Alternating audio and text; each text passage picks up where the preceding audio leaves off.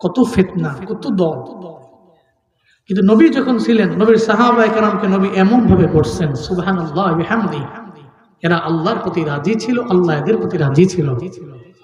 সুবহানাল্লাহ পড়বেন না? রাদিয়াল্লাহু আনহুম ওয়া রাদু আন, উলাইকা হিজবুল্লাহ, আলা ইন্না হিজবাল্লাহি হুমুল মুফলিহুন। আল্লাহ পাক বলছেন এদের প্রতি আল্লাহ রাজি হয়ে গেছে, এরা আল্লাহর প্রতি রাজি। উলাইকা হিজবুল্লাহ, এরা হচ্ছে দেয়ার টিম অফ আল্লাহ। কার দল? জেনে নাও, ইন্না হিজবাল্লাহি হুমুল মুফলিহুন, নিশ্চয়ই আল্লাহর দলের যারা, এদের মতো সফল কাম এই পৃথিবীতে আর কেউ নাই। সুবহানাল্লাহ। এদের জিন্দেগিটা এমন ছিল। আল্লাহ আমাদের সবাইকে সাহাবায়ে কেরামদেরকে নমুনা বানিয়ে ইন ফিউচারে লাইফ লিড করার মতো তৌফিক দান করেন। সকলেই পড়েন আমিন। আরো জোরে চিল্লায়ে পড়েন আমিন। তো বনি ইসরাইল ঘাটতেরা, মুফাসসিরিনে কেরাম বলেন এদেরকে যদি একটা রুট দেওয়া হয়, কোন সময় কার লগে কি শত্রুতা ছিল, নীল নদের মধ্যে ধাক্কা দিয়ে ফালাই দিছে, ফালাই দিয়ে পরে তুমি মেরে জায়গা জায়গা কারণ স্বার্থান বেশি লোক। এই চিন্তা করে আল্লাহ পাক রূপ বানাইছে 12টা। সেকেন্ড নাম্বার কারণ হলো এদের গোত্র ছিল 12টা। এই কারণে এদের জন্য প্রত্যেকটা গোত্রের জন্য সিঙ্গেল সিঙ্গেল করে রুট বানায় দেওয়া হয়েছে, সিঙ্গেল রাস্তা, সিঙ্গেল রুট দেওয়া হয়েছে, যাতে করে অন্তত পক্ষে এক গোত্র যে রাস্তা দিয়ে যাবে আরেক গোত্রের কোনো লোক এই রুট দিয়ে যাওয়ার দরকার নেই। কারণ এক গোত্রের লোকে তো আর মারামারি নাই, গোত্রের লোকে গোত্রের মারামারি থাকলে ধাক্কা দিয়ে ফেলাই দিব। তো যে গোত্র এক রাস্তা দিয়ে যাবে, আরেক গোত্রের কোন লোক এই রাস্তা দিয়ে যেতে পারবে না। আল্লাহ পাক এই জন্য রুট বানাইছেন কয়টা? আপনার কথা বুঝতেছেন তো? রাগ করতেছেন না তো? পড়েন সুবহানাল্লাহ, কোন আলহামদুলিল্লাহ, আরো জোরে চিল্লা আল্লাহু আকবার। রুট 12টা ক্রস করছে। মুসা নবী আর মুসা নবীর দলবল সব রাস্তার মধ্যে চইরা পার হচ্ছে। এদিকে ফেরাউন আর ফেরাউন দলবল নিয়ে নীল নদের সামনে হাজির।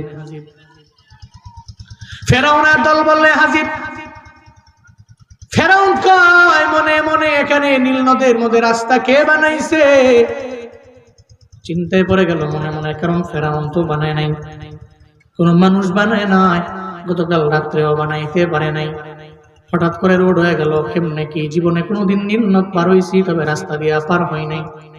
ফেরাউনের মনে মনে চিন্তা। এদিকে ফেরাউনের সঙ্গের দলবলেরা কয় ও আমাদের লিডার, এই আমাদের নেতা, এখানে নীল নদের মধ্যে রাস্তা কে বানাইলো বুঝলাম না। আর এই রাস্তার মাধ্যমে মুসা নবী রাস্তা ব্যবহার করে ওপার চলে গেল, বুঝলাম না এটা কেমনে সম্ভব। ফেরাউনে যখন এই কথা কয়, ফেরাউন কয় জানোস না, এই কারণেই তো আনা রব্বুকুমুল আলা, এই জন্যই আমি তোদের বড় রব। আমার যে আল্লাহ মানো, দেখছো আমার কি পাওয়ার। নীল নদের মধ্যে একটা না, দুইটা না, 12টা রাস্তা তোদের পার হওয়ার জন্য আমি বানাইছি। নাউজুবিল্লাহ কয় না। ফেরাউন নিজের বড় বানাইতে যাইয়া কয় নীল নদের মধ্যে 12টা রাস্তা বানাইলাম আমি, আমার পাওয়ারে বানাইছি। এখন তার 5-8টা গুলাম যারা আছে এরাও তো কয়, এজন্যই তো আপনারে বড় আল্লাহ মানি, এজন্য আপনারে বড় খুদা মানি, এজন্যই তো আপনারে বড় রব মানি। আপনি আমাদের পার হওয়ার জন্য রাস্তা একটা দুইটা না, 12টা রাস্তা আপনি আমাদের জন্য বানায় রাখলেন। দুনিয়াতে যারা 5-8টা গুলাম, এরা জীবনেও কোনোদিন মিথ্যাকে বুঝতে চায় না। ওর নেতা যদি মিথ্যা বলতে বলতে বলতে পাহাড় পরিমাণ মিথ্যাও যদি বলে, ও যদি 5-8টা গোলাম হয়, এরপরেও দেখবে ওই নেতার মিথ্যারে জীবনও কোনোদিন মিথ্যা বলে না, সত্য বইলেই প্রচার করে, ঠিক কিনা?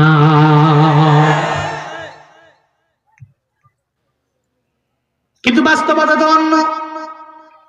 মিথ্যা বললি আমার লিডার, বললি আমার লিডার মিথ্যাবাদী, এই চিন্তা নিয়ে ঢোকানো লাগবে। কিন্তু আমার দেশের এমন কথা, আমি যে পীরের মুরিদ, ওই পীর যদি কোনো অন্যায় করে জীবনেও এটা বলা যাবে না।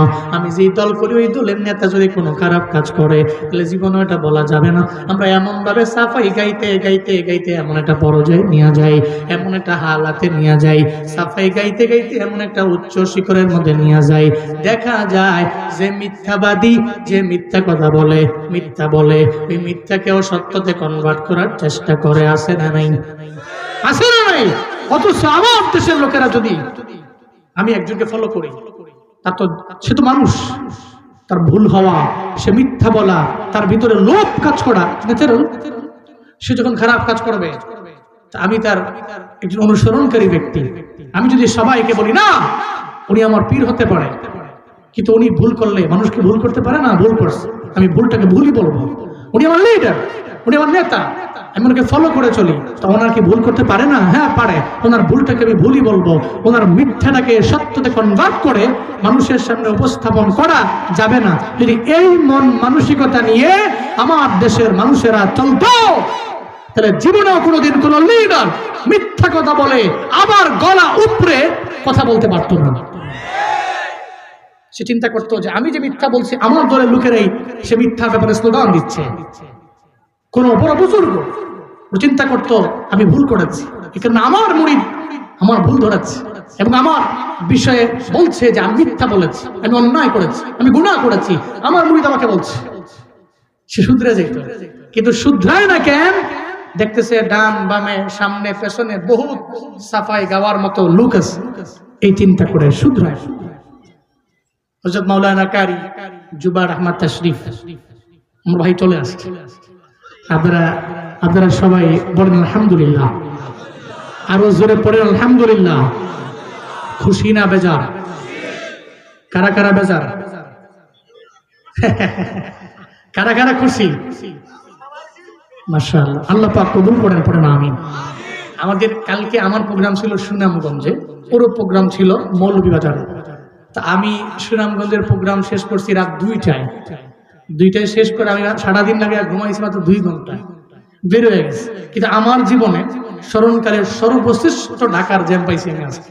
আমি কোনোদিন এমন জ্যাম পাই নাই। উত্তর থেকে বের হয়েছি, পুরাটা ঢাকায় আমার সময় গেছে 3-4 ঘন্টা।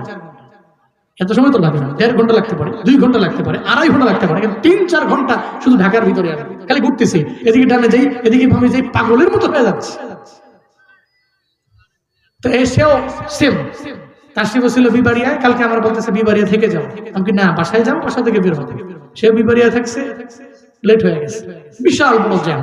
এখন যানজটের কারণে পড়লে ঝামেলা তো হয়। আর আমগো দেশে তো মাশাআল্লাহ পেলাবি নাই, এটা আর কি বলার আছে, যা তো জানার আপনারা জানি নই। আল্লাহ দেশকে সমস্ত বিশৃঙ্খলা থেকে হেফাজত করেন। আরো জোরে চিল্লে আমিন।